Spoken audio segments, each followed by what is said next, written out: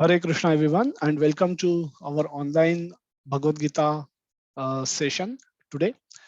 We've been discussing different topics which we pick up from Bhagavad-Gita verses, different verses, and in a progressive manner. When we are studying today the topic of indirect worship of Krishna. So as we structure our program, our sessions, these are all independent sessions. So even if someone might have had missed previous sessions, it doesn't matter much because they will be able to pick up the thread and still be able to understand and relish hopefully the session that we take up today. So nothing to worry if anyone has not attended any previous sessions. But that just as a cautions note, you all are welcome to attend all sessions with all topmost regularity, and we try to provide as much informative, make it as informative as possible, as practical as possible, and so that everyone can benefit and progress nicely towards Krishna. So with that, we'll start with today's session, the indirect worship of Lord Krishna, indirect worship of Krishna.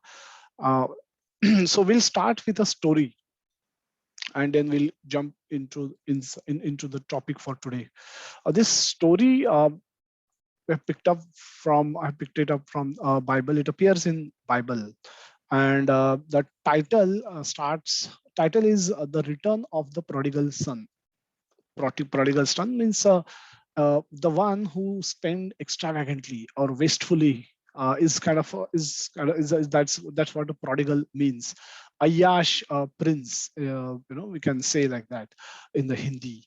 So the story goes like this: that there was a king who had two sons, and the younger son, one of them elder younger, and so the younger son asked father for his portion of inheritance.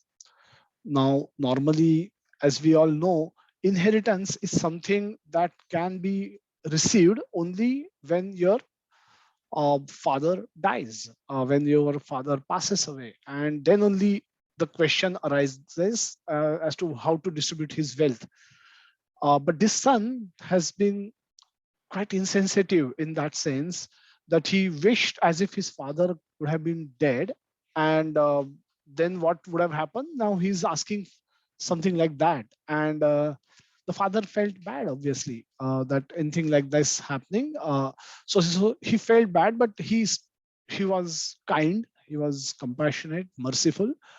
So he grant his son's request and he gives him whatever the portion that was due to be paid to him, as had he died and then had his wealth been distributed amongst two sons, how much portion this younger son would have got. He gave away that portion to him, and the son became very happy, and the son was so much son had such a bad relationship with his father, so he decided not to live in his kingdom anymore, and he leaves his kingdom and goes out outside his kingdom. He starts living independently, and he soon squanders all his fortune, all his wealth that he has got from his father. He spends, and eventually he becomes destitute. Destitute means he becomes penniless, he becomes poor. सारे अय्याशी करके सारे पैसे वो उड़ा देता है, and then he is left with nothing. So having reached this stage, now he came from a palace where he was living under the protection of his father, serving his father, living in a palace with all the best of the facilities that are available. And suddenly, in few over over over course of time, in a very short span of time, he practically came on street with nothing left with him for spending anymore. Now this situation is something that he got himself into with a very by misbehaving with his father, who was a king. So now he doesn't want to go back and beg for forgiveness. So what he do is he goes back to his father, and then as a consequence, in this particular story, his father was so kind, was so loving. He accepts him. Not only he accepts him, he forgives him, he accepts him, and then he welcome him back with a celebration and a welcoming party. So that's how.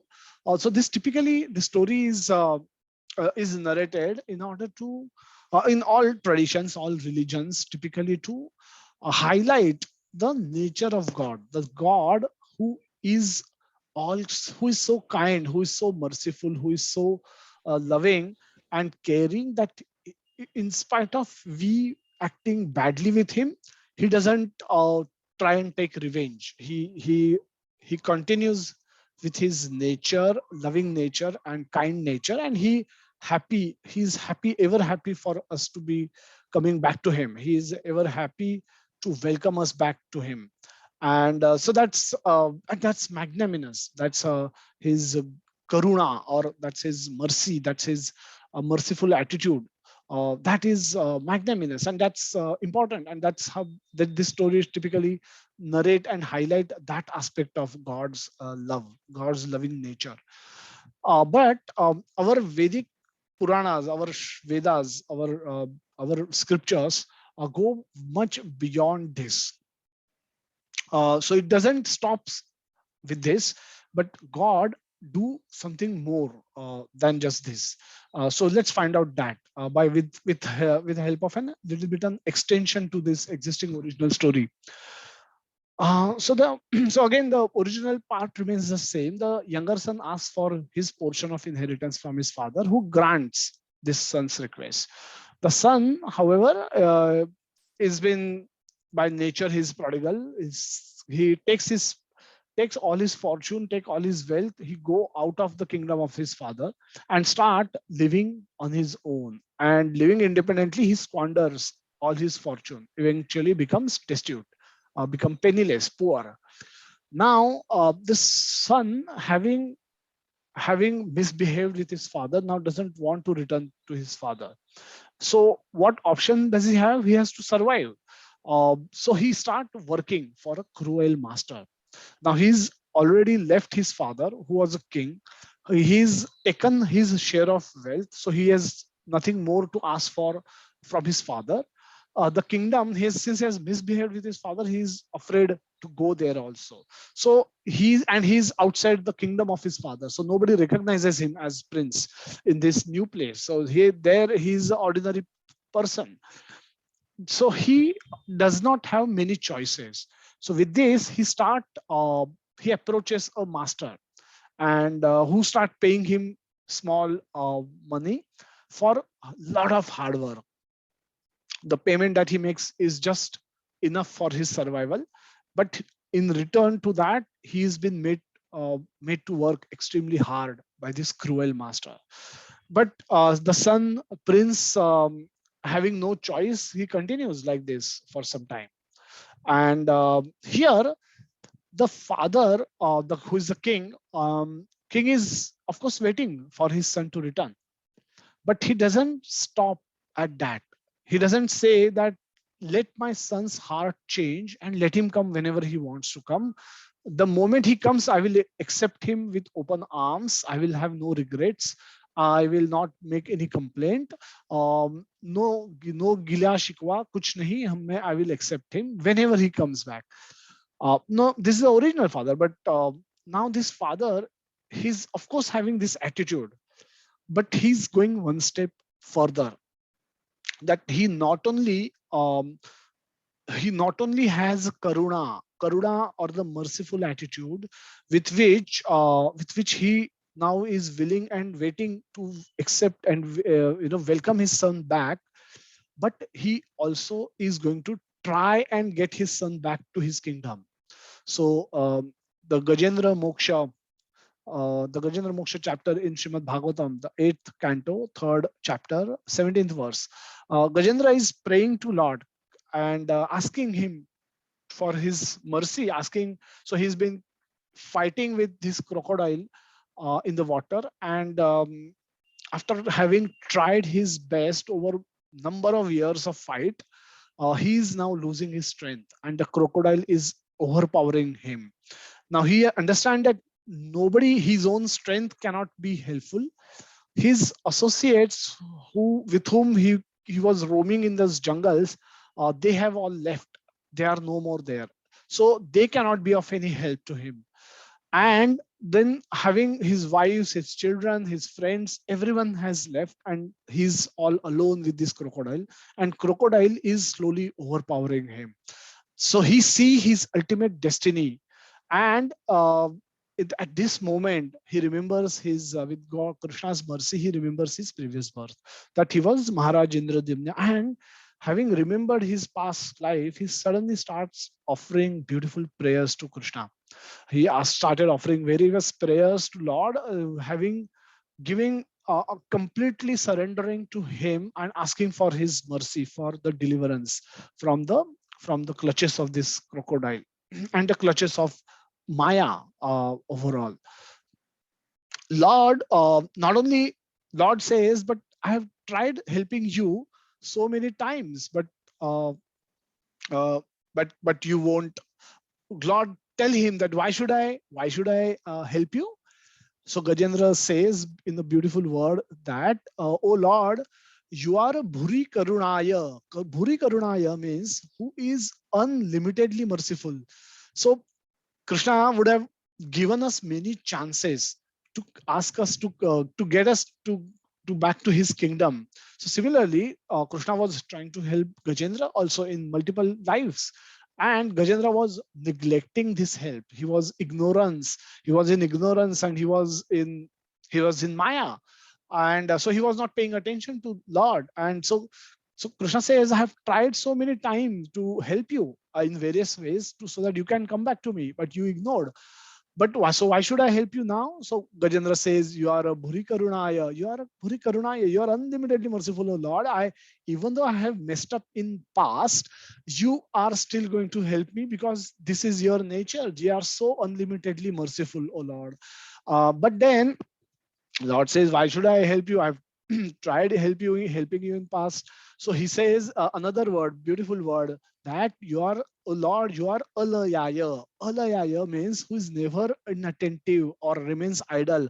Means you are not only merciful, you are always trying for my deliverance. You are always putting in effort and extra uh, doing things so that for the purpose of my deliverance, you have been active. You are not inattentive. You are not idle. You are extremely active. You are trying very hard for my deliverance. So you are not only merciful that you are waiting for me to turn to you so that you can welcome me, but you are trying very hard for my deliverance, for my benefit. So this beautiful verse is what describes the nature of Krishna. That Krishna is not only merciful, but he's trying very hard for us to turn our attention to him, and so that he can help us in every possible way to come back to him, back to Godhead.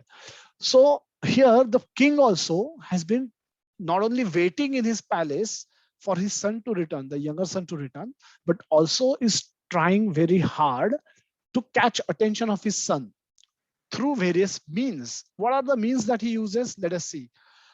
He sends now he knows that his son has had a big fight with him before leaving. So obviously he's asked for his inheritance. So it's not gone on a very pleasant note. So what do we do? Um, so if his father was to approach him, he might not have accepted because of this previous incidents. So what he does is he sent one of his ministers to recruit his son and somehow get him back into his kingdom. So this minister might have had favorable relationship with him in past. So he approaches this prince by stepping out of the kingdom, and then he see him working hard for this cruel master. So he says, okay, oh, so you're so and so, yes, so I know you, okay. And then he asks him how much he gets there. uh, Says, whatever I get, so and so. So the minister engage in a conversation with his prince. Now prince doesn't know that minister has been sent by his own father, and the minister is now trying to engage in a conversation with his prince and say that you're getting so and so, I can pay you more. Why don't you start come working for me instead? So From this stage, Prince obviously wants more money, so he come and start now working under this minister. The minister is under king. So minister, whatever minister possesses, has been given to him by king. So indirectly, this prince has now come within the kingdom of his father. Not only that, but he started working for a minister who ultimately worked for his father. So indirectly, he started working for his father. Now, eventually, the prince also realizes that this minister is a kind master, is not as bad as his previous master, but ultimately, he does not seems to be the ultimate master. He seems to be serving someone, and the one to whom he serves seems to be more merciful, seems to be more uh, rich, seems to have more riches. And having spent long time away from his father, he acts in forgetfulness of his father. He doesn't realize that it is his own father and it is his own palace where he lives. And having forgotten that aspect, uh, he approaches the king and starts asking that, can I work for you? Can you pay me more than what this minister is paying? Now the king agrees for this, and slowly the son prince, who has forgotten why he has left and why when he has left, suddenly now find himself working for his father.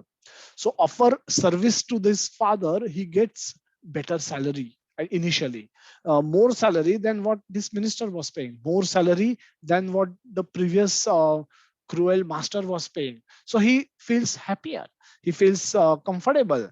Now, having having come in association with his father, having got connected with his father again, the prince realizes the loving, kind, and caring nature of his father. And having realized this, he get remembrance that his father was not his enemy. He forgets his enemy, he forgets his grudges and enmity, and the dormant love, natural love for his father arouses. And in that mood, he surrenders to father and say, "Can I come back to the palace?" So, and father welcome him with open arms, saying that, "Yes, this is your palace. Please come and start staying here. All this is yours. So why you have to work hard for anyone else?" And slowly, the prince who had once gone away returns to the kingdom of, not only to the kingdom of his father, but to the palace of his father and to the heart of his father. He returns back into the heart of his father, where he all belonged to originally. So this is how a, a person who has left, who has gone out of a spiritual world with a desire to enjoy independently, with a desire uh, to enjoy independently without Krishna, without Lord, uh, finally returns back to Lord. So even though Krishna says in Bhagavad-Gita, Sarva Dharman Parityajya, not everyone is able to accept this kind of instruction and follow it, because of the desires, because not everyone, because if you see this son's journey, the prince journey, also at various points he had different motivations, he had different desires, he had different attachments. And though the father was always available there to accept him back in his palace, back in his kingdom, back in his heart, this son was not prepared to offer himself to his father. So initially, as also we saw, that he started working for better salary than what minister was paying him.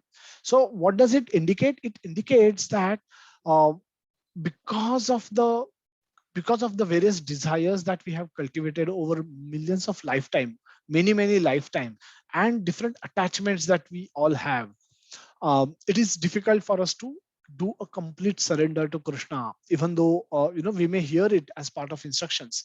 So those who can't surrender to Krishna, those who can't serve Krishna, they need alternative options, and Krishna arranges these alternative options through ministers, his ministers, which are demigod. So that's where we come to the topic of demigod worship. who are demigods and what is their status, what is their nature. So let's try and talk about them with the help of an example. Can we decide how much taxes to be paid, be it income tax, be it GST? How can we understand how much to pay, when to pay, how to pay? Who has to prescribe all this? Who has the authority on this matter? Can all of us have authority? Can some of us have authority? Can few of us know what to do? Who has the ultimate authority? If we have to talk about the taxes, how do we understand that how much I should pay? Can I, if I believe I should pay 5% income tax and 5% GST, can I start paying 5% GST and 5% income tax? Is this allowed? Is this okay? Or if this is not okay, what are the options do I have? Who should be the deciding factor?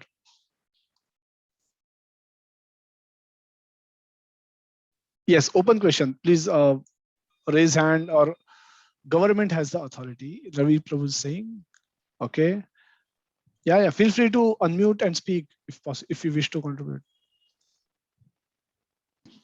The person who is controlling the regulations. Person who is controlling the regulations, okay. The head of the income tax department has the authority. Okay. Government. Prabhu is saying government. But indirectly, the ultimate authority is with the Prime Minister of India. Prime Minister of India. Okay, nice answer. Anyone else wish to say anything? So, Hare Krishna, Prabhuji. yes, Rose. Hare Krishna, Prabhuji. Yeah, it is already answered, Prabhuji. Yeah, indirectly PM. Indirectly, Because all Prime the Minister. regulations come through him. Okay. So no one else has authority to. Yeah, Vinod Prabhu, you want to say something? Yeah, I was saying that it will be formulated by Ministry of Taxation and Finance, but it is sanctioned by Supreme Authority, Prime Minister. So same way, anything which is planned by intermediate authorities, but finally sanctioned by Supreme Authority. Supreme Authority. Okay. Bikram Prabhu is saying the main regulator. So a lot of answers. So the group of 50 people, we have approximately 47 people. We cannot decide, right? The changing of tax rates. That is given. Everybody agrees to that. Even if we feel ki what government is charging is wrong and we should pay, I think we should pay 5% GST or 5% income tax. We cannot, even if we don't like it, we don't feel like paying it, or we don't agree with it, we are still forced to follow because of the regulation that we don't have the authority. Even if we may not like it, we still have to follow the same thing, isn't it? So so the question is, who is the authority in this case? Now the group of people, they are not the authority. Even if, because I'm saying we have 50 today, last session we had 100 people. Can 100 people could have been the authority? If 100 people were to decide, okay, tomorrow we will pay 5% GST, can we become the authority? We cannot. Even if we become 1,000 or 10,000, 1 lakh, we still doesn't become authority, because the regulations are ultimately the prime minister who is sitting who is ruling practically the country as a king. He has the authority. So whatever he decides becomes the rule, becomes the dharma for a citizen. So another beautiful verse which we will see from Bhagavatam today. Dharma to sakshat bhagavat pranita. Anybody remember this pastime?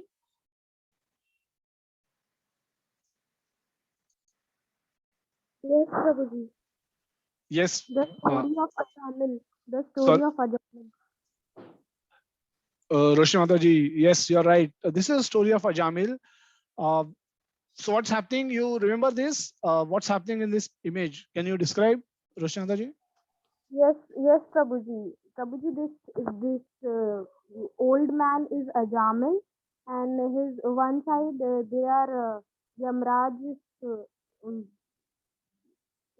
One side में यमराज के लोग हैं और एक side पे विष्णु दूत हैं, क्योंकि इन्होंने अपने लास्ट टाइम पे अपने बेटे विष्णु का नाम लिया था, बट पूरी लाइफ इन्होंने अच्छे काम नहीं किए थे। तो they are having a fight कि विष्णु लोग जाएगा या फिर नर्क लोग जाएगा। ओ, सो ये कॉन्फ्लिक्ट ऑफ अथॉरिटी है, ज्यूरिसडिक्शन का इश्यू है, isn't it?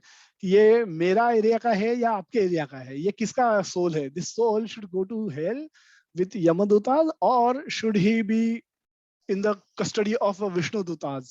And what created this problem is rightly mentioned, that he led a very extremely sinful life all throughout life, and but at the moment of death he remembered his son whose name was Narayan. And this is a case of ultimate mercy being shown by Lord in a very, very rare instance.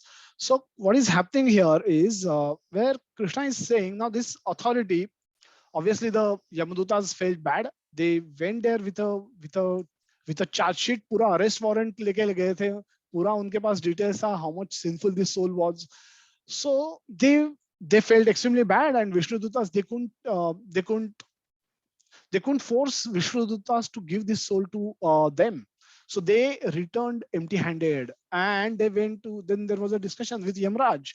Uh, they said that we thought you are the boss, you are our authority, you have the authority over all the jivas, and but this case, we went to pick him up, and he neither refused to come, everybody refused to come, but we were made to fight with Vishnu Dutas. ये कभी पहले हुआ नहीं था, ये ऐसे कैसे हो गया? How come your authority has now been challenged?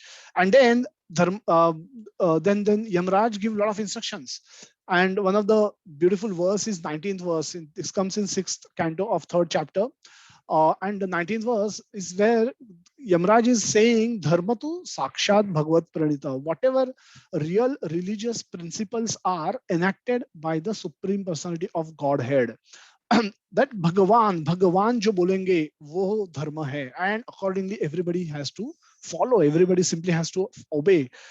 So although, and then which could be the alternative authorities to Bhagavan, though they are described in the subsequent part.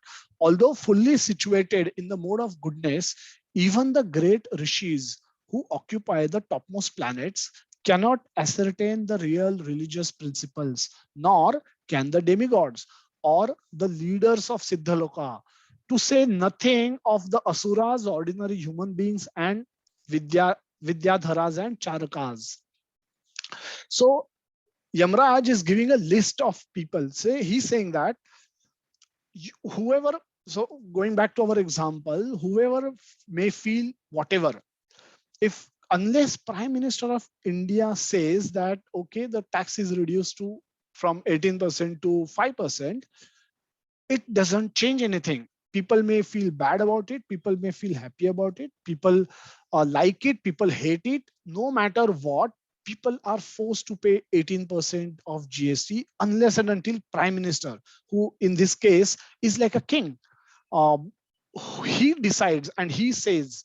So whatever he says becomes dharma for a citizen, and all the citizens are forced to, unless they are willing to or they are forced to, follow the dharma. Then who are the authorities in between these normal citizens and Prime Minister or the king? There could be finance minister, under him could be CBDT, under whom could be the income tax officials, under whom could be the income tax personals, and so much. There could be trade bodies, there could be industry bodies, there could be FICCI, there could be other chamber of commerce who industry where the industry people come together and do representations. Now all of these can do little bit of their part, but unless and until Prime Minister sanctions, nothing can change. So this way, in the Krishna's ministry also, there are various peoples. So there are rishis who are always in the mode of goodness, situated in the mode of goodness, performing tapasya, and by sitting in the topmost planets, occupying topmost planet. They cannot change any principles given by God as dharma. who else cannot do anything? Anybody who comes subsequently. The rishis are the topmost, and below them are even the demigods. The demigods cannot do anything. The leaders of Siddhaloka cannot do anything. What to speak of then the asuras, the ordinary humans, and the vidyadharas and charakas. So practically no one can do anything, any change in whatever has been spoken by Lord, whatever dharma that has been prescribed, whatever the principles of dharma given by Lord, nobody else has authority to change.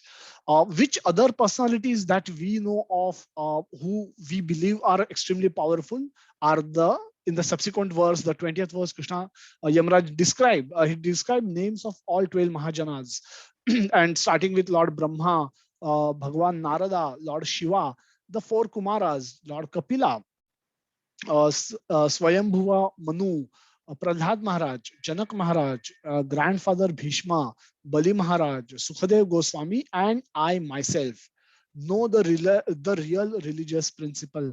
What is he describing? He's saying that he himself is part of those 12 Mahajanas, or the authorities who are responsible for implementing the dharma as it is prescribed by God.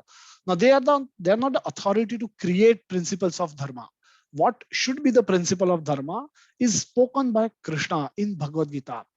What these 12 Mahajanas are supposed to do, they are supposed to implement. They are supposed to help people follow these principles, and that's what is the role given to these 12 Mahajanas, who happen to be another topmost beings that are known to this planet or this universe.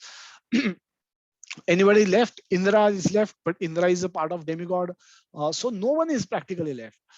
And so Shiva is covered here, Brahmaji is covered here, and all the Mahajanas are covered.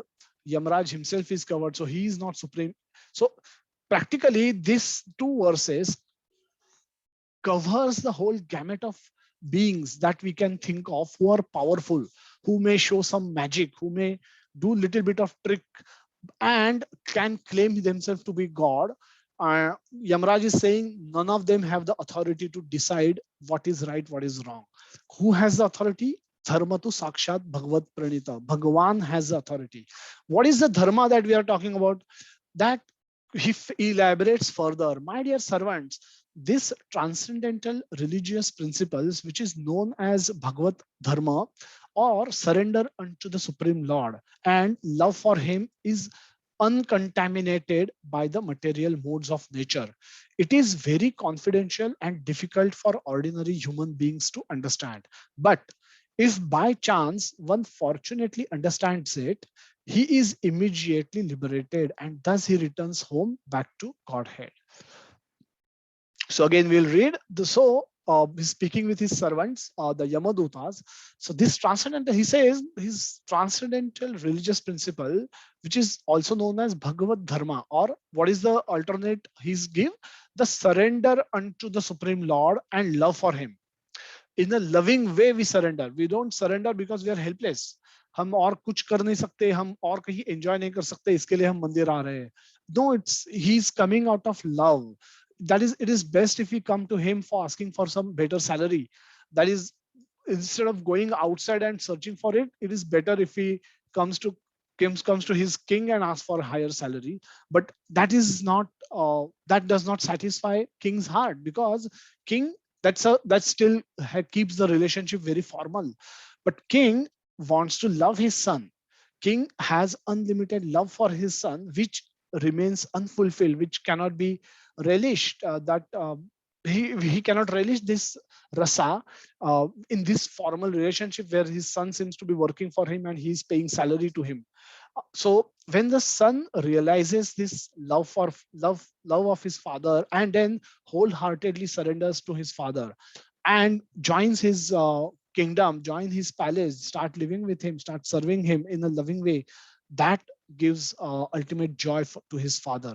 So the surrender is not a last option. It should be the first option. And in the loving surrender is what is expected, what Krishna wants from all of us. This is very confidential and difficult for ordinary beings to understand. Why it is confidential and why it is difficult? It is confidential. It is confidential because it is revealed by Krishna in the heart of his devotees. That's why it is confidential. Bhagavad Gita is available with everyone. In most households in India will have Bhagavad Gita, and everybody, many people would have memorized the verse also, Sarva Dharman Parityajya Mam Ekam Sharanam Vraja. But mostly they, their realization of this verse does not go beyond, uttering the making sound of this verse. Why? Because they all have not had realized the mercy of Krishna, and therefore this is confidential. Because dadami buddhi yogam tvam yena mam upayanti te. So Krishna says, I have to give because of this, because unless you become favorable to me, unless you turn towards me, using your available buddhi, using your available sukruti, available punya, आपको मेरे तरफ आना पड़ेगा. That initial action that you will have to take, you will have to turn your face towards me, and then Krishna says, I will give you additional intelligence using which you will know me, you will come to me, and you will know how to come to me, and you will actually come to me, and then from there onwards I will do everything to get you back to Godhead. But the first action has to be performed by the jivas. The jivas need to turn their face towards Krishna. For this, they need mercy of devotees and some sukruti to be able to understand these aspects, and therefore it is very confidential. So because this is only can be understood by those who have received some mercy from devotees or Krishna. Why it is difficult to perform, why it is difficult to understand for ordinary humans? Because ordinary humans are bound by their desires and attachments, which they find it difficult to give up, and hence doing ekadashi also becomes difficult. What to speak of chanting 16 verses, 16 rounds in the morning. Okay, so all kind of austerity, any kind of austerity, small, howsoever small it could be, becomes difficult because of the attachments to different various attachment and desires. Because of these two things, they cannot even do little bit of they can't even take baby steps towards Krishna, and for that also they struggle to do. And that's why it is difficult to understand. But anybody who understands it, he's immediately liberated, because he start practicing Krishna consciousness. He start taking step towards Krishna, baby step towards Krishna, and seeing this, Krishna take charge of his life, and Krishna start giving him more intelligence, more facility, and more examples in form of devotee association, so that the soul can make a rapid progress towards him. So let's try to understand this with reference to the demigod worship. The demigod worship comes and has a two part. The demigod worship has been recommended in Vedas. The, the Vedas that we know, they elaborately talks about demigod worship. And that is primarily to keep this prince within the kingdom of his father.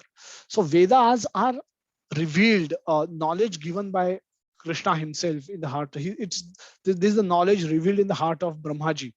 And when Brahmaji was the first being to be created, and he was born, and he performed austerity, he performed tapasya, and after that Krishna revealed this knowledge in his heart. And then Brahmaji also, initially the Vedas gives us the Vedas. What does Veda talk about? Vedas talk about various fruitive activities to be performed in the under the guidance, under the jurisdiction of three modes of material nature.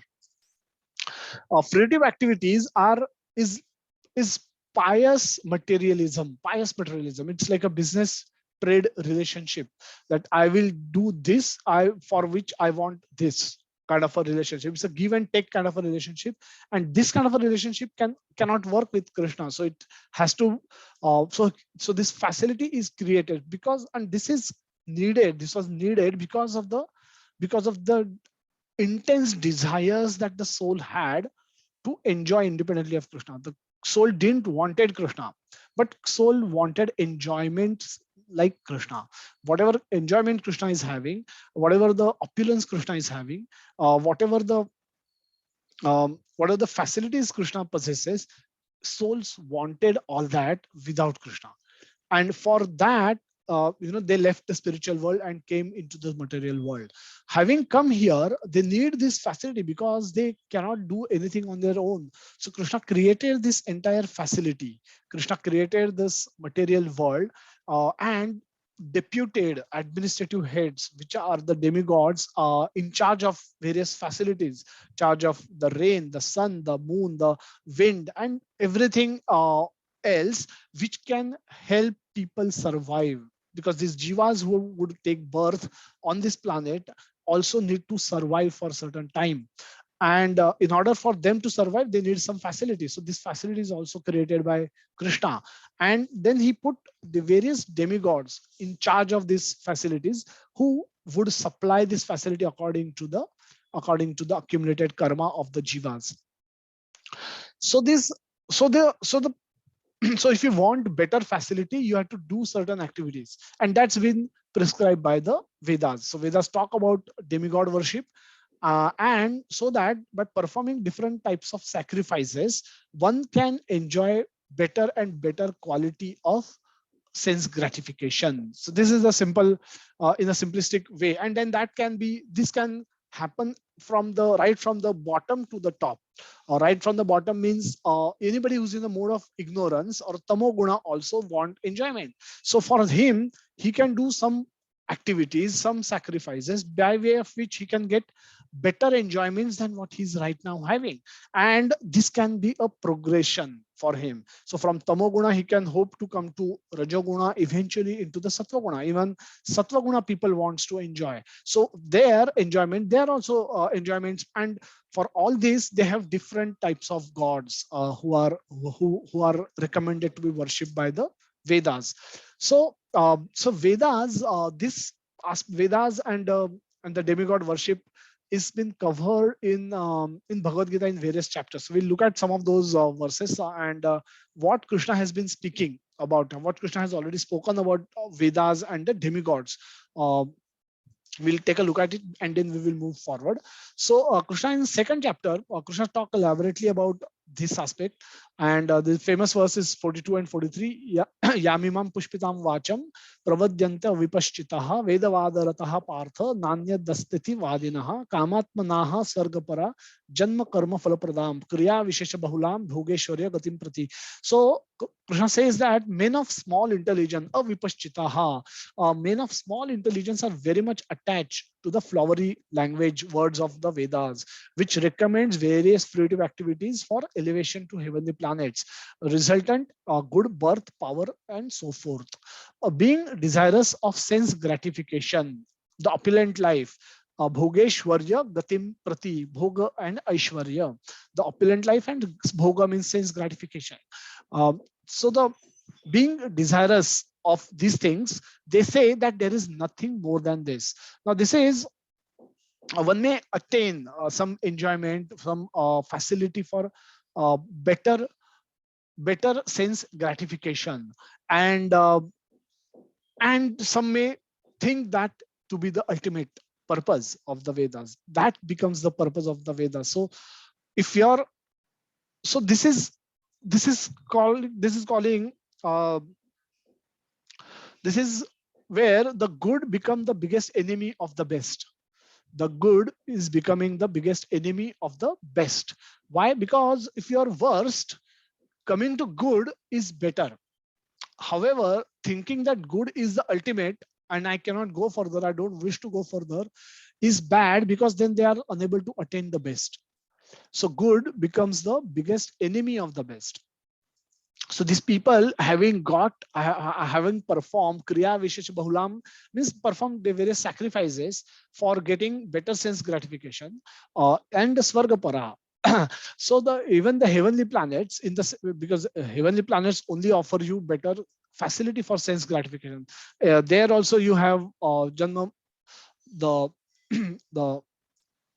the four vikaras that even animals do. eating, sleeping, depending, and for that, howsoever better facility you get, you only do these four things, nothing better. And therefore, going to Swarga and doing these four things, getting engaged, keeping yourself engaged in these four things becomes useless, and that becomes impediment for these souls who think there is nothing more than this. And that's how their progress stops. So in the second chapter later, immediately in the 45th verse, Krishna says that this is the famous verse again, Traigunya Vishaya Veda, Naistraigunya Bhavarjuna, that you don't get stuck. Krishna is very clearly recommending here that the Vedas deal mainly with the subjects of three modes. Oh, Arjuna, become transcendental to these three modes, means become free from these three modes, rise above. Transcend means become superior to them. So rise above these three modes. Don't get stuck in this thing, thinking that there is nothing better than this. So Krishna is warning Arjuna not to think that there is nothing better than this. Just because you get a better enjoyment, better sense gratification, there is far better and superior things that are waiting for you. So that's why Krishna says that become transcendental to these three modes, become free from all dualities, and gain a safety and happiness established in the self. Later, Tavan Sarveshu Vedeshu. So he in the 46th verse, again another beautiful verse where Krishna says all purposes served by a small well can at once be served by a great reservoir of water. Similarly, all the purposes of Vedas can be served to one who knows the purpose behind them. The purpose behind them is to know Krishna, and that Krishna is revealed by in the 15th chapter, where he says that Sarvasya Chaham Radhisandhi Vishnu Matas Smritir Jnanam Apohanam Cha Vedescha Sarver Aham Eva Vidya Vedanta Krutveda Videva Chaham. That by studying all the Vedas, by following instructions of all the Vedas, I am to be known.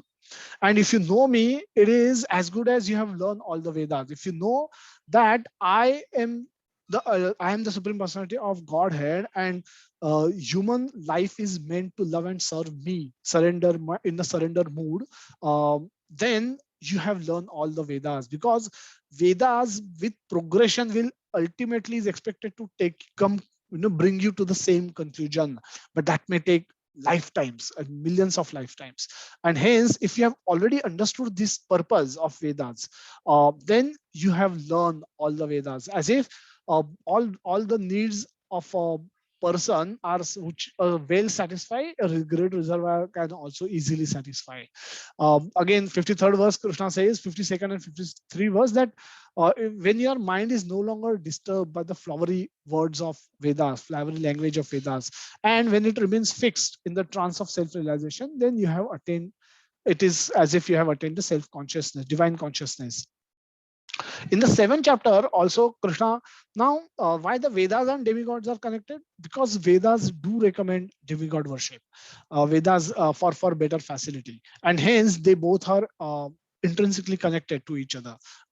So in the 7th chapter, Krishna doesn't talk about Vedas so much, but talks about the demigod worship.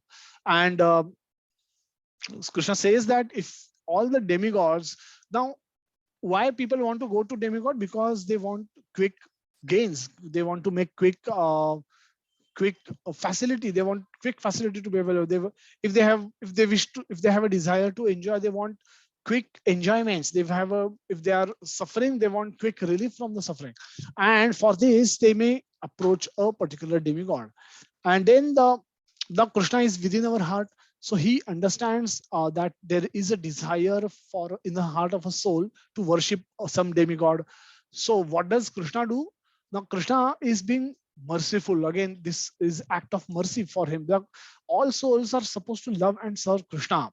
Now instead, when a soul becomes desirous of loving and serving some demigod which is subordinate to Krishna, what does Krishna do? Krishna makes his faith steady.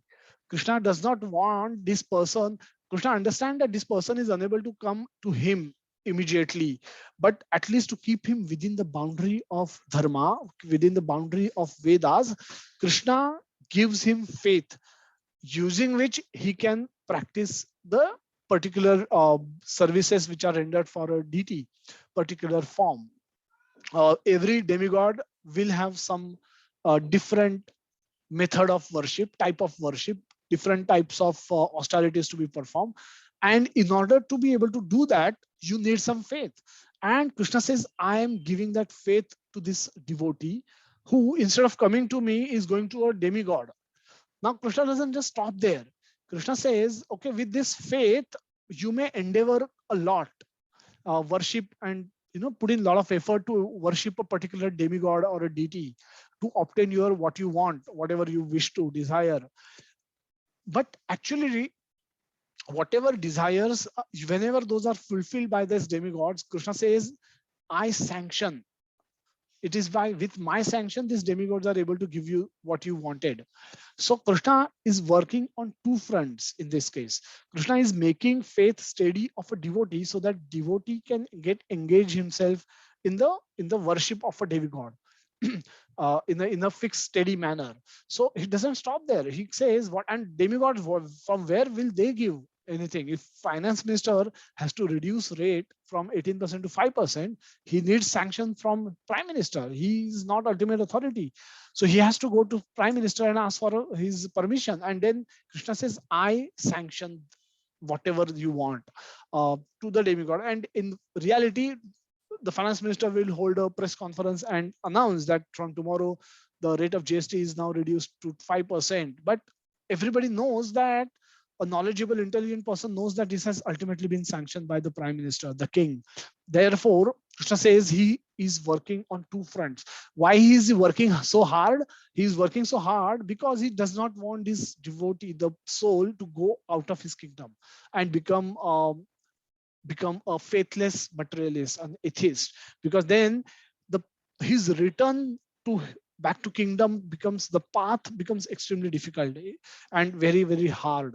So he's trying to save this soul in some way by keeping him engaged in the demigod worship. But Krishna immediately in the 23rd verse in the 7th chapter says that, now this one may say that, okay, this is good because Krishna has created this system. So what is bad about it? Why should we not, keep ourselves engaged in this? Then the Krishna says in the 3rd verse, he says that, yes, you can do this for some time, but he says there is a problem. What is the problem? The problem is that people who do this are of small intelligence. That's how he starts the verse. And why this intelligence is small? Because they choose temporary over eternal. They choose temporary benefit over eternal benefit. They choose temporary pleasures over eternal pleasures. Now that is not a very intelligent action. So Krishna says the demigods who are giving fruits are limited. The fruits which are given, the benedictions which are given, they are also limited. They are also limited and they are also temporary. Not only limited but temporary, because they will not be permanent benedictions. So the demigods are limited. The fruits offered by demigods to their devotees, they are limited and temporary. And the devotees who are serving those demigods, they are also limited or they are also temporary, because eventually everything will get destroyed. And hence this kind of a worship is good for small persons, good for some time, but it is ultimately not beneficial to any devotee, and it does not help them go anywhere, because everything gets destructed and is destroyed, and then everything is lost. So this is where again he says that those who worship demigods go to the planets of demigods, but those planets are also destroyed when the destruction happens. But my devotees ultimately reach my supreme planet, which is not destroyed. So Krishna is clearly giving a message here that demigod worship is, you may do it, you may choose to do it. If you are unable to surrender to Krishna, at least stay within the boundary of dharma, stay within the boundary of Vedas by worshipping demigods. But know that you need to progress again back towards Krishna. Demigod worship is not ultimate goal that anybody should think that they have to achieve. In the 9th chapter, again two more beautiful verses comes where Krishna says something very, very significant. And this again highlight the same point that he has elaborated. So this takes further the point that he was speaking about in the 7th chapter. So there's a progression that from the 2nd chapter to 7th chapter to 9th chapter. Now 9th chapter, he's again elaborating on this deeper, in going deeper in the same point that he spoke about, that those who study the Vedas, now here Krishna has connected both the Vedas and the demigods and the heavenly planets, which ultimately one may hope to get by performance of various yagyas. Those who study the Vedas and drink the soma juice seeking the heavenly planets worship me indirectly. Now it's very significant statement, because now everything is done by Krishna's mercy, Krishna's will. Then it becomes indirect worship of Krishna. Indirect, why? Because you're not going directly to Krishna. Instead, you're going to a representative of Krishna, and you're worshiping him. Suppose if you receive a if an inspector happens to come from income tax department into your office, into your home, now he is not finance minister, he is neither a prime minister, but he is their representative who carries authority with him, which is coming from ultimately the finance minister and ultimately the prime minister. So he's walking into your home or into your office premises with the power or the authority which is given to him by these authorities, by the finance minister and ultimately the king, the prime minister. But this person per se has no authority. So he need to be respected, but he need not be worshipped. This person need to be respected because he is ultimately representing the Supreme Lord, but he need not be worshipped. And so this is what Krishna says, that if you wish to worship at all anybody, you should only be worshipping the ultimate, the cause of all causes, that is the Supreme Lord. So this is where Krishna says that anybody who chooses to worship him, thinking him to be the ultimate power, ultimate God, he's mistaken, because eventually this person will be destroyed. Any sanction, any benefits he may sanction at his level will be destroyed, and this person who is ultimately trying to limit himself, he's ultimately going to get destroyed. So everyone needs to progress, needs to have better intelligence to look at the progression that is available. And if they choose to ignore it, then that causes destruction, that causes their fall. So Krishna says here that they worship me indirectly. What then pure soul do?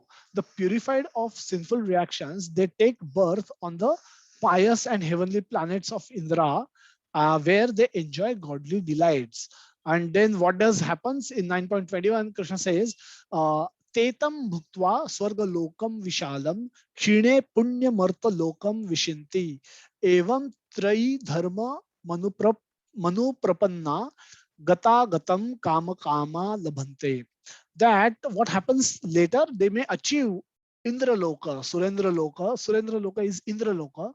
Punya te punya masadaya Surendra Loka mashnanti divyan devi deva bhogan. The divya bhogas, they will, which are enjoyed by the godly delights, which the Prabhupada translated as that, which are enjoyed by the devatas. Those kind of divya enjoyments, these people are able to enjoy by visiting the heavenly planets. But how does that work? Is this permanent arrangement? No. Krishna says, as you pay for a 2-night 3-day stay and visit a 5-star hotel, and for those 2 nights and 3 days, everybody seems to be very nice with you, everybody seems to be ready and prepared to do anything to serve you, keep you happy on your holiday package. The moment 2 days and 2 nights and 3 days are over, you are asked to come back to your existing home. Now the 5-star hotel or the resort may look extremely opulent and with all the kind of facilities, but the stay there is not permanent. The stay there is temporary, and eventually you return after your piety is over. you return back to your original place from where you started. And that's what is covered in the second verse, 21st verse, that when they have thus enjoyed those vast heavenly sense pleasures and the results of their pious activities are exhausted, they return to this mortal planet again.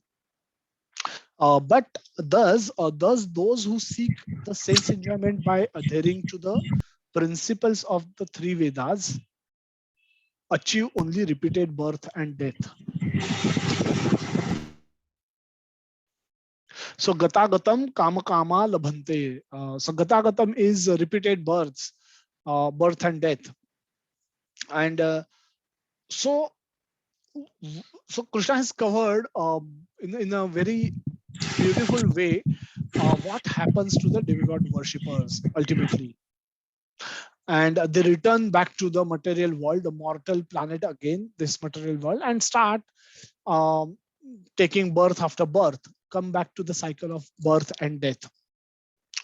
So for whom demigod worship is then good, is okay to do or not okay to do. So let's look at the purport, what Prabhupada is saying, and then we'll discuss this aspect question for whom it is good, it is not good. We'll take some questions on demigod worship, and then before we move, and then if time permits, we will move to the next part of this session. But in the purport, Prabhupada says that one who is promoted to the higher planetary systems enjoy a longer duration of life and better facilities for sense enjoyment. Yet, one is not allowed to stay there forever. One is again sent back to this earth upon finishing the resultant fruits of pious activities. He who has not attained perfection of knowledge, as indicated in the Vedanta Sutra, Janmadi Asya Yathaha, or in other words, he who fails to understand Krishna, the cause of all causes, becomes baffled about achieving the ultimate goal of life and is thus subjected to the routine of being promoted to the higher planets and then again coming down as if situated on a Ferris wheel, which sometimes goes up and sometimes come down. So in funfair और जहाँ पे जतरा होती है वहां पे Ferris wheel होता है, आकाश झूला हम बोलते हैं, कि कभी कभी एकदम ऊपर जाता है, कभी कभी एकदम नीचे आता है, and that rotation keeps going on. हम थोड़े से पैसे देते हैं, we pay 20 rupees, 30 rupees and sit there and we enjoy, sometime going up, sometime coming down. And so this is where Prabhupada compare it with this example, that it is like sitting situated on a Ferris wheel, which sometimes goes up and sometimes come down. And we move between planets like this. Sometimes we go to the higher planets, sometimes we come back down to the go to the lowest planets, and sometimes we stay in the bhuloka. So this is where we get trapped. In one sense, this is like हम बंदी बन जाते हैं, इसमें फंस जाते हैं in this movement. So the purport is that instead of being elevated to the spiritual world, from which there is no longer possibility of coming down, one simply revolves in the cycle of birth and death on a higher and lower planetary systems. One should better take to the spiritual world to enjoy an eternal life full of bliss and knowledge and never return to this miserable material existence. So this is what we wanted to cover about the demigod worship. Now, just to summarize, we started with a story of prodigal son, where we understand that how a prince who wanted to live independently, wanted to enjoy his father's wealth without his father, goes outside the kingdom of his father and eventually spends away all the wealth that was given to him as his inheritance. Instead of returning, he start working hard for a cruel master who pay him very, very little, just enough for his survival. Father is extremely merciful, not only merciful, but he's trying very hard to get his son back into his kingdom, not only into his kingdom, but into his palace, not only in his palace, but in his heart, because he loves his son. So what he does, he send his minister, and his minister go and approach his son and start paying him more. So he start giving him some more benedictions. So getting allured by those benedictions, the son returns to the from being a a materialist or an atheist or completely outside dharma, he picks up dharma some small way and start doing something in to whichever deity that he may get attached to. Is that good or bad? Depends on so overall, and then we saw there is a progression, because the because wherever we start, we actually can progress in Vedic rituals also. By Vedas, when we, most of us, all we are all born in India, so most of us have uh, come across some traditions and some culture that's given to us by as inheritance. By just because we are born in India, we get these two things by default. As a culture, we do certain things. As a tradition, our families. So culture means in Diwali, everybody at least visits a temple. In Dashera, in Diwali, in Gudi Padwa, these are all important events, important days in the year where a lot of good things might have happened. So, as a matter of culture, we may have a tendency, we may have all the homes, howsoever disbeliever you might be, howsoever atheist you could be, most homes probably will have some people visiting temples. Navratra में एक बार तो temple जाते हैं, गणेश जयंती के उत्सव में कोई ना कोई टेम्पल जाएंगे, पंडाल जाएंगे, और we will, so as a matter of culture, we will be following certain rituals, certain things we will be by default will be following, and most of the people would have followed it despite of they having faith or no faith, or they liked it, didn't like it. They just went there for enjoyment. They didn't have, just went there to they didn't went with an intention to ask for anything, or they just went because they get to eat a lot of food or a lot of prasad, whatever could be the reason. As a part of culture, we are forced to do certain rituals, certain religious ritual we are forced to follow. And also as a part of tradition, tradition culture means everybody does it. Like Diwali, everybody celebrates it. In Diwali, most of the people will visit some temple. During Janmashtami, most of the people will hear about Krishna.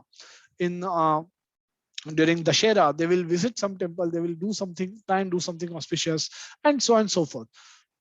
Tradition means, so this is culture. The tradition means it is done by the families. Now each family, they have some tradition they would have developed over years, because their grandparents did it, his grandparents did it, his grandparent did it, and from generations they probably are doing same thing at same particular time of the year or same particular place. And there could be a tradition, and each family could have different traditions created over years, over generations. And so people are the newer generations, though they may not understand anything, they may not like it, they may not believe it, but they will typically be exposed to such traditions being followed, just having taken birth in India. So these two things come by default. You would have had some exposure to culture aspect of rituals or some worship, and tradition aspect of some rituals and worship. And with this our introduction to demigod worship begins at very early age, or right from beginning we would have had some exposure to some kind of worship, and that in most probability it will be towards demigods. So having done this, having performed this demigod worship, we eventually may not want to do it at a later stage and may stop it, but we will have done something. So ultimately, the demigod worship is good for whom and bad for whom. So let's take an example to understand this. The father may have two sons, and both sons may get 60 marks. And the first son comes and the father says, how many marks you have got? And he says, father, I have got 60 marks. And father may actually congratulate him and may say, shabash beta, aapne acha kiya, ab isse aur acha lana. The second son comes and he also comes and say that father ask him the same question, that how many marks you have got, and he says 60 marks, father. And then father scolds him. He said, what nonsense is this? How can you get 60 marks? So what is the number of marks both sons have got are same. why is father's behavior different in both circumstances? Because it depends on where they were previously. What it depends on, where those two sons were previously. If you are getting 40 marks earlier, and now if you have got 60 marks, you will be appreciated. However, if you were getting 80 marks earlier and now you've come down to 60, you will be scolded. You will get a punishment. You will get a firing. People will be not happy. Father will not be happy with you. So similarly, the demigod worship also depends on where we are in our spiritual growth.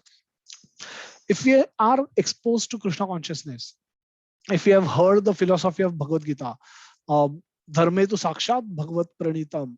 Bhagavat pranitam, whatever Krishna has spoken is dharma, is only dharma. Everybody else can take these principles. So in the 7th chapter, Krishna says that 7.4, I think, that after hearing this, there is nothing more left to be heard.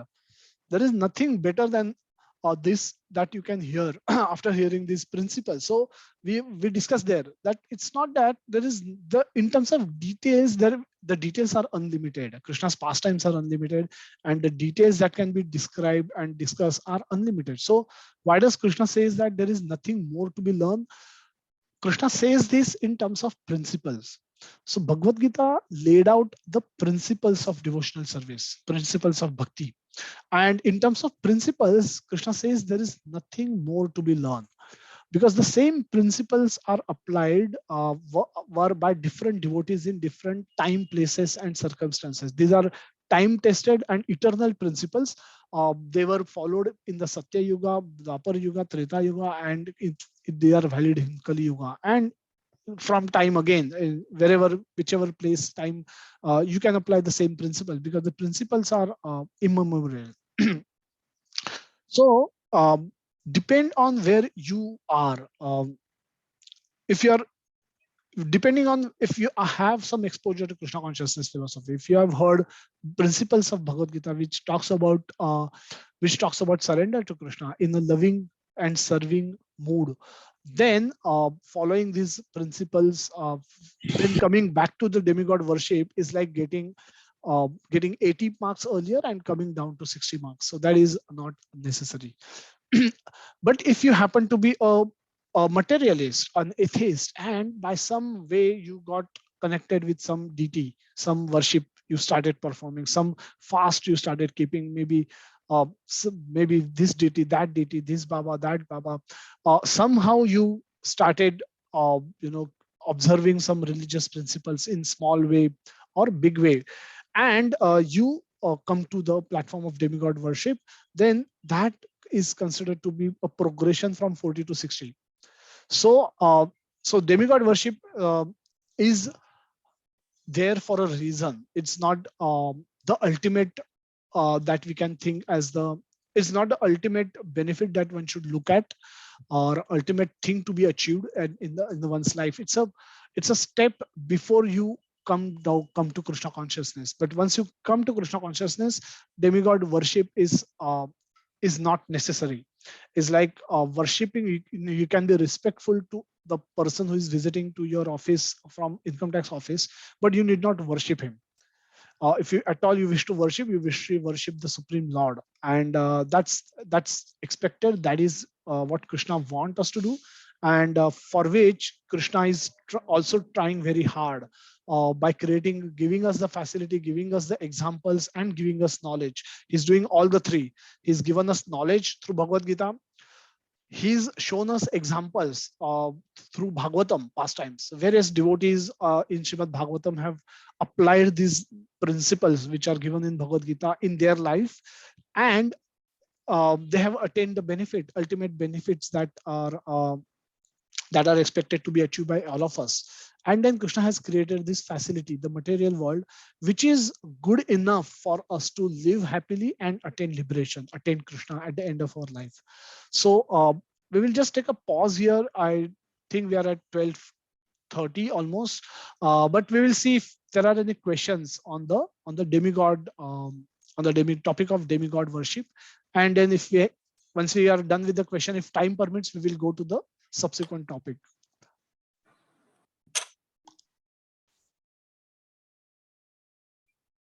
Yeah, Dwarkanath Prabhu, please go ahead and ask your question. Hare Krishna Prabhuji, this is a very interesting topic, and very often people also have different type of confusion and doubts about the worshipping of demigods and also worshipping the Supreme Lord. And you have very clearly explained the whole process, but still I have a doubt, like as you said, if an income tax authority visits his home, he is a representative of the Prime Minister or the Finance Minister. He has to be respected but need not be worshipped.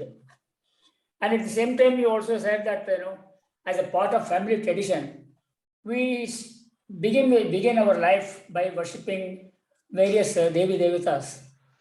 And over a period of time, we acquire some knowledge, when we come to know that our final deliverance will come only by worshipping the Supreme Personality of Godhead. At this point, why is it necessary that we should discontinue worshipping demigods? As you said, we have to respect the income tax officer. Here in the case of demigods, giving respect is doing some sort of worship, some sort of puja, along with worshipping the Supreme Personality of Godhead with the ultimate goal in mind. Can this not be both taken together forward instead of neglecting one and then going out with another? Yeah, thanks, Roji, for a nice question. So when we say we can be respectful of demigods, but we need to worship Supreme Lord. So typically, if you see in the tradition, the worship happens for goals in mind. Worship, respectfulness. We will visit Vrindavan later this month, and so there is a Vrindavan. In Vrindavan, there is a Shiva Temple. Now, all the devotees will by default visit Shiva Temple as they enter Vrindavan. Why they do that? Because the Lord Shiva eternally resides there in the Vrindavan, and then he wants to see all the pastimes. He wants to participate in those pastimes. So they will go to Shiva Temple to seek his mercy, so that we can get devotional service. We can get achieve the devotional service of the Supreme Lord. So they don't go to temple of Shiva asking for benediction. So that is respect, which is what should be done. That's why Chaitanya Mahaprabhu also visited many Shiva temples personally. Whenever he used to in the South India tour, he visited multiple Shiva temples, and then he offered his respects to Lord Shiva. However, the respect can turn into the worship, and that is where we have to guard ourselves.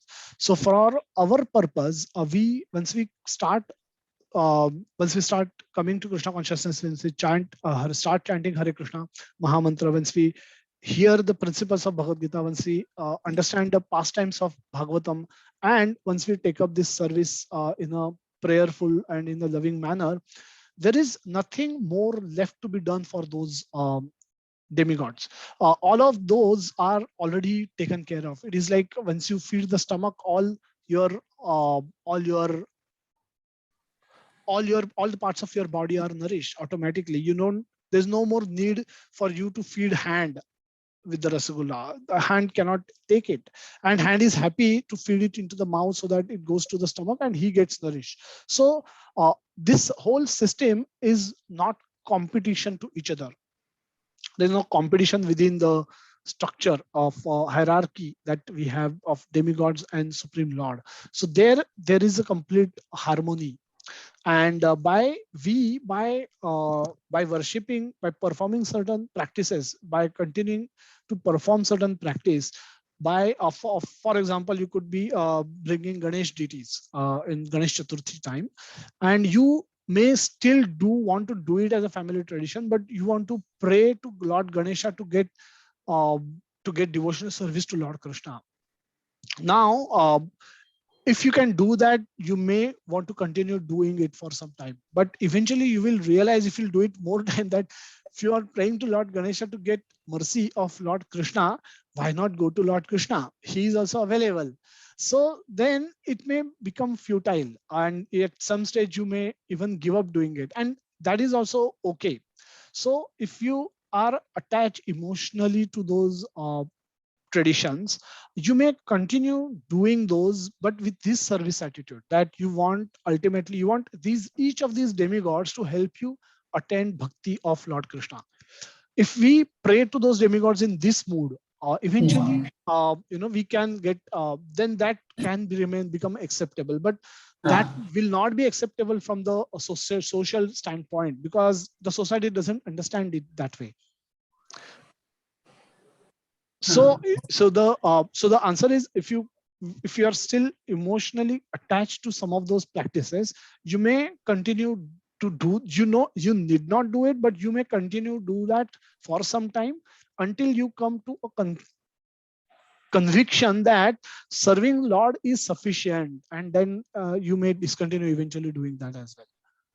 So there is definitely a period of overlapping period is there, where Overlapping period can be there if we are unable to give up our emotional connect with those demigods, and there is nothing wrong in that. I'm saying for some it may happen in 1 month, 1 year, or may happen over say 5 years time. Yeah, but it takes more time. But it's a progression. One need to understand it's a matter of progression towards Krishna.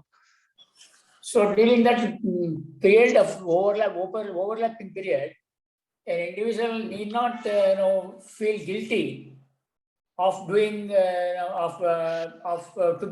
did not feel guilty of being in this situation where he is giving respect to the demigods, Devi Devatas, and at the same time he is worshipping Supreme Personality of Godhead. Yes. Being guilty, it will not be guilty as long as you're not asking for benedictions from demigod. Favors, yeah. That's, favors. Nishkam. Yeah, Nishkam is also, you have to ask for devotional service to Krishna. It is not purely Nishkam. So even benediction, Lord Shiva also, because he's one of the Mahajanas, he's a Mahajana. So he's the authority in Krishna consciousness. So we go to him's temple and ask for guidance, how we to become better devotee of Lord Krishna.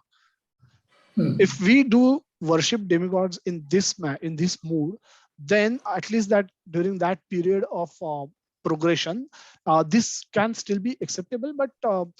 But if we start asking for benedictions and boons from demigods, then is like going from 80 to 60. That is little unfortunate. Okay. Thank you, Prabhuji. So I mean, we have to use the worshipping, praying to Devi as a stepping stone towards. As a stepping stone, yeah. To achieve a higher result in approaching the Supreme Personality of God. Yes, that's correct. Yes. Thank you very much, Prabhu. Hare Krishna. Hare Krishna, Prabhuji. Yes, Chandraman Prabhu, nice to have you. We can unmute. Hare Krishna, Prabhuji. Hare Krishna. Prabhuji, I had one question. I mean, I have discussed it earlier also. You see, when I look into this country called India, Constitution of India is the supreme document. Prime Minister is the head of the country. There is no dispute about it. So when we talk of Krishna consciousness, I mean, with whatever little knowledge I am there or all the senior devotees are there, we understand Krishna is the supreme God. But there is a lot of ambiguity amongst the larger public. I mean, why should there be ambiguity that Narendra Modi is the Prime Minister of this country and Constitution of India is the supreme document? There should be no ambiguity. No Chief Minister in India will dispute that he is in a higher position than Narendra Modi. This is number one. So when we are talking about demigods, we should pray to demigods only to increase our faith and consciousness into Krishna consciousness. Having said that, we give our utmost reverence and we pray to all the acharyas, whether it is Rupa Goswami or whether it is Srila Prabhupada, everybody. So I see a little bit of ambiguity over there. Worshipping demigods, we find a little issue there, but bowing down before the acharyas, because I think even the demigods are elevated to a certain extent, may not be at Krishna's level, but they will be much higher to a person like me. There is no doubt about it. So Prabhuji, if you can bring your light into this. Yeah, thank you so much, Roji. Nice question. So two parts to it. That why should there be at all a confusion in terms of authority? Why the authority matrix is not clear? And why people at bottom of the pyramid cannot easily see Krishna being in control. That's one. And second is, if demigods do their part, how does Acharya's role is different than demigod's role? So that's the second part. So we'll deal with this, both the nice questions. The first part is, Rajiv, when we say that why the authority is not clear. Now, the person at the bottom of pyramid, if he's hungry for last 2 days, if he doesn't eat, now for him, the officer at the lowest rank who can sanction him some ration card or give him some free food becomes like a god because of his distress condition. Now he, at his level, he while you're suffering in the distress, you're unable to see the big picture in any way. Your immediate needs are your biggest problem. Your immediate hunger could be your problem. Your clothing could be a problem. In North India, the winter could be a problem. People die out of extreme cold. So if they don't have night shelter, that could become a problem. So anyone who could assist little bit by removal of this, one of these or the some of these distresses, practically become godly for this person. So their conceptions of God does not go beyond this. That for him, he will bow down to this person who could be a gatekeeper of that night shelter, who may allow this person to come in and give him some little hot dal rice and allow him to sleep in a kambal. Now, this is the biggest boon that this person might have had received in years. Now, if this happens, he's ready to bow down to this person and offer all worship to him, thinking him to be the God. He has no idea whether who this person is. This person could be the bottom, right at the bottom in the power pyramid that we may all think of, and could be the lowest, I mean, with the least quantity of power. However, for this distressed person, he becomes as good as God. And so this is the problem. This is where our desires and our attachments take us to. Depending on where we stand in the pyramid, we have our vision goes only that much. Beyond that, our vision does not travel. And because of which, even though the ultimate truth is known to everyone, Bhagavad Gita message is known to everyone, it does not go through the hearts of people. People cannot understand it. That's why Krishna says that it is both difficult to understand, it is confidential, and it is difficult to understand both. The confidentiality aspect comes because beyond a point, you cannot know Narendra Modi, you cannot know Krishna without Krishna giving his mercy to you. You cannot, the Krishna is known best when Krishna reveals himself to you. Like in this case, Narendra Modi is known best when he sit in front of you and talk about himself for next 1 hour. That is best information that you will ever get about Narendra Modi. Everything else about that supreme lord, about that supreme authority in India, could be matter of your research, could be factual, could be false, and could be bogus, constructed as well. Combination of both as well. But the real information can come when the revelations happen. So there is some effort that you may take to know about this ultimate truth, the absolute truth. And seeing your curiosity, he may choose with his own will to offer you this mercy, to give you this mercy and reveal himself to you completely. Now, when this happens, the ultimate knowledge is being received. Nothing beyond this can be known by anyone, because knowing about, say, Prime Minister happens at its best when he comes and sits in front of you and reveals his heart to you. No other thing can give you as much information as this will give.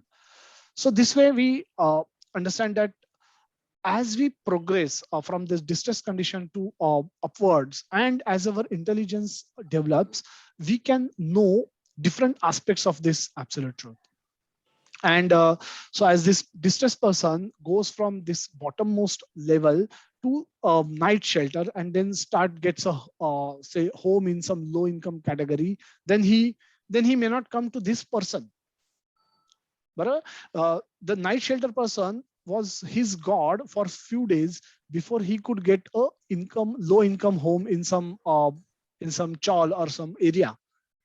There his god may change because now he has another god.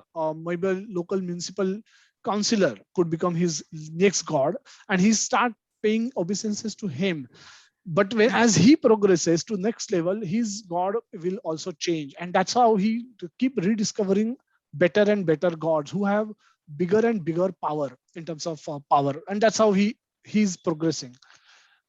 The second question is, how then demigods are different than acharyas? If you compare the acharyas, we expect not to pray to demigods, but we are expected to pray to acharyas and offer as much respect to acharyas as you would otherwise give to Krishna himself.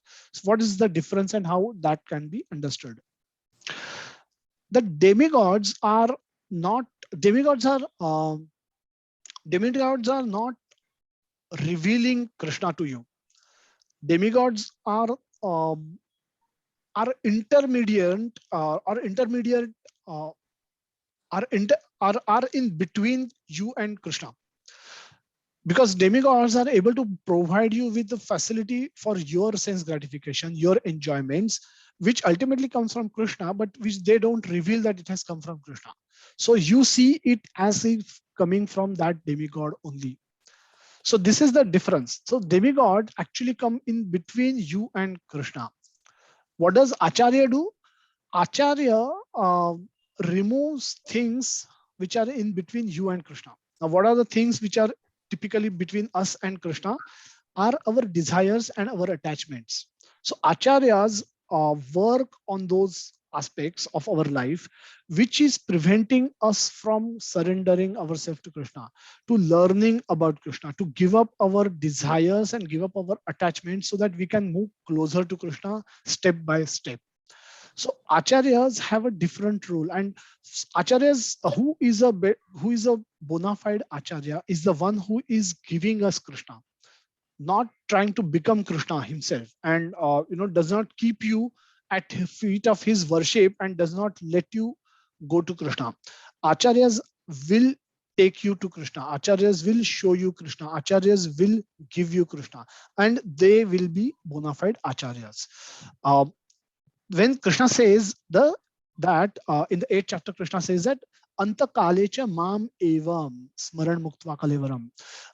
He doesn't say so that role is clear, that if we wish to attain Krishna, you have to remember Krishna, and all the acharyas will have to do is to help you cultivate remembrance of Krishna. And for that, they will give you Krishna in various ways. They will give you Krishna by way of Harinam. They will give you Krishna by way of Prasad. They will give you Krishna by way of a deity. They will give you Krishna in form of a garland, which was worn by Krishna. And that is how they will engage you in serving Krishna. This connection with Krishna is what their primary objective is to establish. They don't give you benedictions. They don't give you, they don't help you pass in your graduation or get yourself into IIT or get yourself help you become doctor. That is not what acharyas are meant for. They don't do any of these things, but they give you Krishna, with which you will progress towards Krishna. And that's the primary difference between a demigod and an acharya.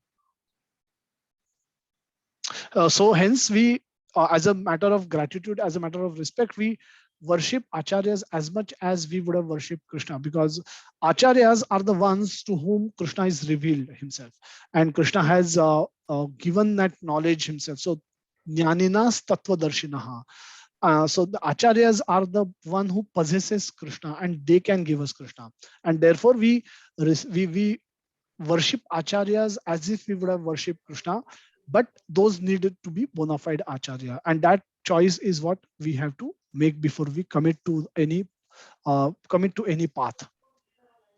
Okay, yeah. Yes, Prabhu, you have question? Yeah. Yes, Prabhu. Hare Krishna Prabhuji, thank you so much for your answer. I had only one point. So this puts me into a thought that the purity and the chastity of acharyas is much above the demigods, because demigods are not revealing that Krishna is the ultimate provider, and they seem to be providing something to you. This is one part That's of it. correct, right? Yeah, that's Ah. correct, Prabhuji. In Bhagavatam also it is said that demigod also worship those acharyas, and they also want to take birth on this planet and act as a disciple of those acharyas so that they can ultimately go back to Krishna. Prabhuji, we refer a lot of times about Brahma Samhita and what are written over there and all. And we also say that most of us might have been Brahma at one point of time when we came from Goloka first. So Brahma Samhita, I mean, that soul So also that is not correct. I have not heard of this concept that all of us would have been Brahma at some point of time. That's something I have never heard.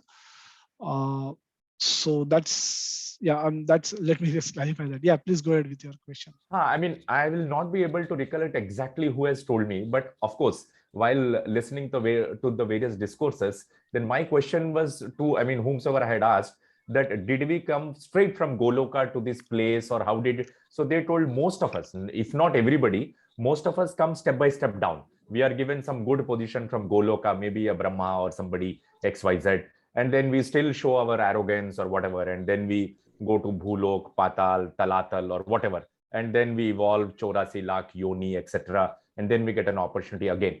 So now if I have to understood whatever is correct, so we were never part of like being Brahma or Indra or Surya, nothing like that. Am I right, sir?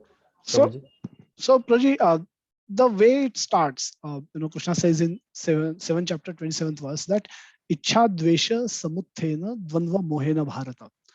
So Ichha and Dvesh, when these two seeds comes into the mind of a soul, a jiva, gets connected with these two things. The Ichha is a desire to enjoy independently of Lord, and Dvesh is a hatred or envy towards Krishna because Krishna possesses seemingly all opulence and he is the ultimate enjoyer. He is the Purusha and we are all the Prakriti. We are enjoyed and he is the enjoyer.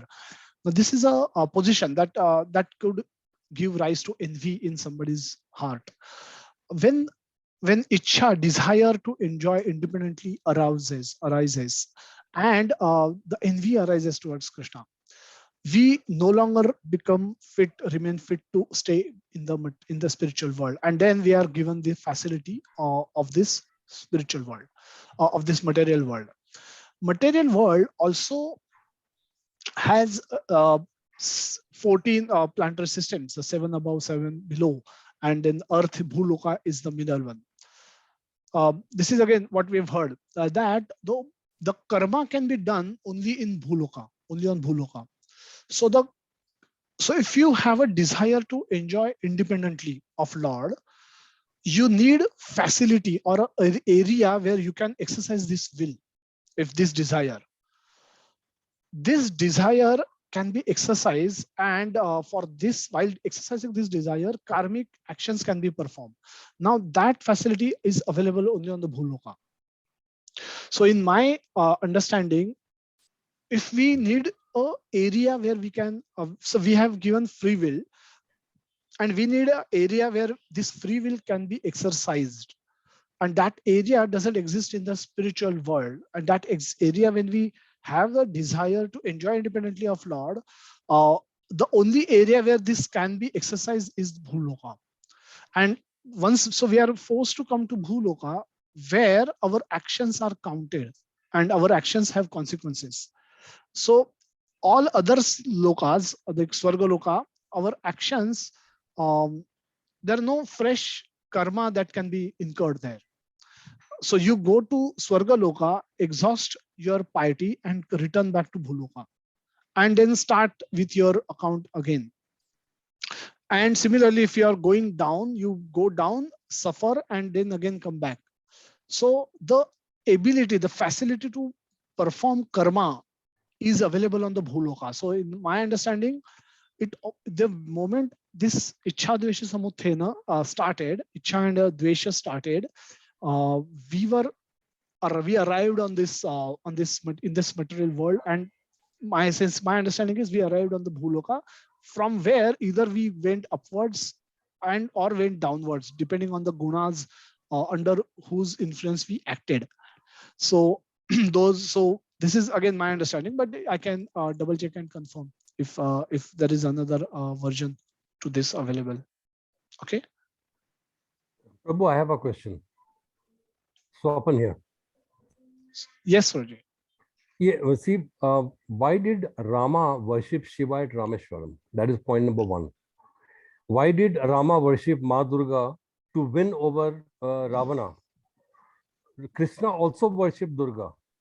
And another thing is Krishna also worshipped Lord Shiva because he wanted to have a son who was equal to Pradyumna so that they could win in the war.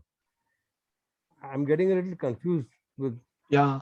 So at times, so the Bhagavatam, the verse which we saw just now, two verses which Yamraj quote, and the subsequent verse, the first verse, Dharma to Dharma. Dharma to Sakshat Bhagavad Pranita, and the subsequent verse where he gives list of 12 Mahajanas. So this clarify the hierarchy. Okay, now that is a settled issue. During different avatars, as I said, Chaitanya Mahaprabhu is Lord Krishna himself, and he went to various Shiva temples. He visited during his South India tour. He visited many Shiva temples, and he was offering worship there. He was dancing and chanting there.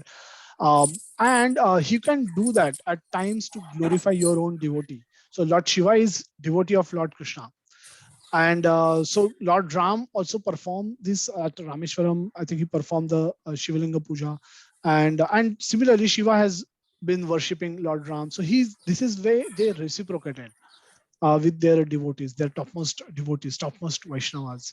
This is where how we understand.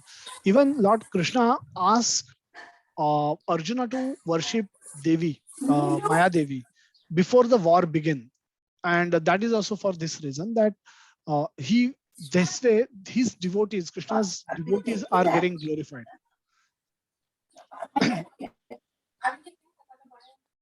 Okay, so this is why this is how we understand it. The hierarchy doesn't get twisted or go turn upward down, but at various times Krishna arranges things in such a way that his various devotees get glorified. He asked Arjuna to fight the battle. He himself could have done everything, and then that also could have attained the same result. But he asked Arjuna to fight the battle and claim the glory, and becomes nimitta matra, as he says later.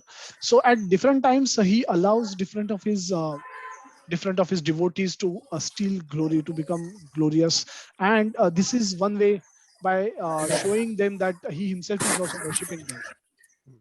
But the sarva karana upadhi is given only to Lord Krishna, which ultimately settles this issue that who is the supreme. Okay, thank you. Okay, thanks, Roger. So I think we are at 1 p.m. almost. So we will not go to the next part, subsequent part. I wanted to cover another beautiful verse, the 9.22 verse today, but we'll do that next Sunday. So yeah. So if there are no more questions, we can close today's session, and we'll continue on this topic in the next session. Hopefully with a larger audience. I don't know, for some reason we had very few people, very few devotees today, but nevertheless, if there are no more questions, I think we can close this session today, and we can continue